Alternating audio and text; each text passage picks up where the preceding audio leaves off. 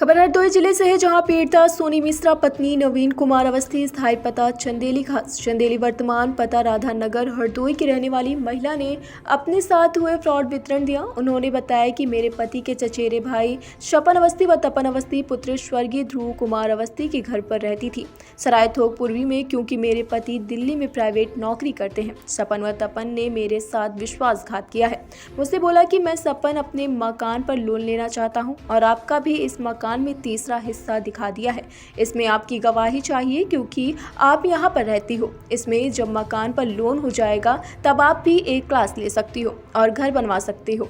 मैं सपन आपको property dealer अभय मिश्रा से प्लाट दिलवा दूंगा। फिर मुझसे 50,000 प्लाट का बयाना और फिर 1 महीने बाद 1 लाख रुपए प्लाट के लिए और कहा 50,000 में प्लाट नहीं रुकेगा। फिर मुझसे अगले दिन आर्यव्रत बैंक शाखा जगदीशपुर 52 ले जाकर सारे गलत दस्तावेज पर हस्ताक्षर करवा लिए और सारे दस्तावेज पर अपना मोबाइल नंबर डलवाकर बैंक सहकर्मी की मदद से लेकर सारे काम किए और मेरा जीएसटी रजिस्ट्रेशन भी मुझसे बिना बताए करवाया, जिसमें भी सपन ने अपना नंबर डलवाया ताकि मुझे कोई भी जानकारी न मिल सके।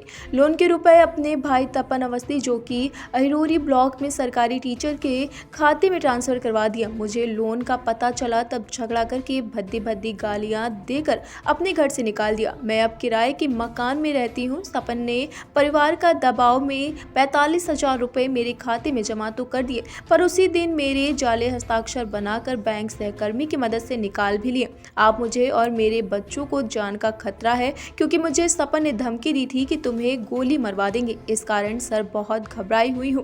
मैंने रिपोर्ट दर्ज करवाई। आशा करती हूँ मुझे जल्द ही न्याय मिलेगा। मेरे लोन और पूरा ब्याज इन लोगों द्वारा चुकाया जाए और 1.5 लाख प्लाट के दिलवाए वह मेरे जाली हस्ताक्षर बनाकर रुपए निकलवाने पर जांच कर उचित कार्रवाई की जाए। लोक भारती डिजिटल से संवाददाता सत्येंद्र सिंह की खास रिपोर्ट। मेरे साथ मेरे पति के चचेरे भाई ने ही फ्रॉड किया। उन्होंने अपने मकान पर कहा कि हम लोन निकलवा रहे हैं और उन्होंने मेरे ही नाम लोन निकलवा लिया। मुझे बताया भी नहीं। जब मैं स्कूटी लेने गई अपनी फाइनेंस करवाने के लिए 2021 में, तब मुझे पता चला। जब मैंने उनसे पूछा जाकर के कि मेरा सिविल डिस्टर्ब क्यों दिखा रहा है, स्कूटी नहीं निकल पा रही मेरी, तो उन्होंने कहा हाँ जो आधार कार्ड पैन कार्ड लगा था वो इसीलिए मैंने लगाया था। तो उन्होंने लड़ाई झगड़ा करके और मुझे बद्दी बद्दी गालियाँ दे करके सर निकाल भी दिया अपने घर से। कहने मैं कुछ लोन नहीं भर पाऊँगा। फिर पारिवारिक दबाव के कारण उन्होंने उसमें 45,000 रुपये डाले तो और मेरे जाली सिग्नेचर बना करके निकाल लिए। परिवार से कहा कि यहाँ पैसे जमा है, तो सर 2 साल से कह रहे हैं कि यहाँ पैसे जमा हो रहे, कोई नहीं पैसा जमा। अभी मैं 1 हफ्ते पहले जब बैंक में गई तो मैंने पूरी सारी डिटेल निकलवाई कि भाई पैसे क्यों नहीं जमा करवा रहे हो। तब मुझे डिटेल में पता चला कि उन्होंने पैसे जमा किए तो निकाल भी लिए।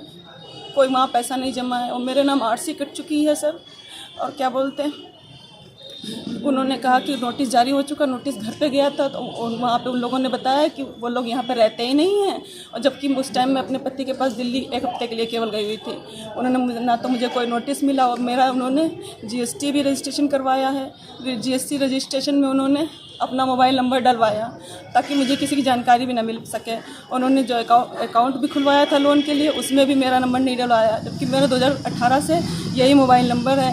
आप चेक करवा लीजिए। अगर मैं कोई काम करूँगी, मैं अपना लिए लोन लूँगी सर, तो मैं अपना मोबाइल नंबर डलवाऊँगी ना, दूसरे का क्यों डलवाऊँगी। और सर मेरा बीएड है, सीटेट है, टेट पास है। मैं अगर चाहूँगी तो मैं पेंट की दुकान की लोन क्यों लूँगी।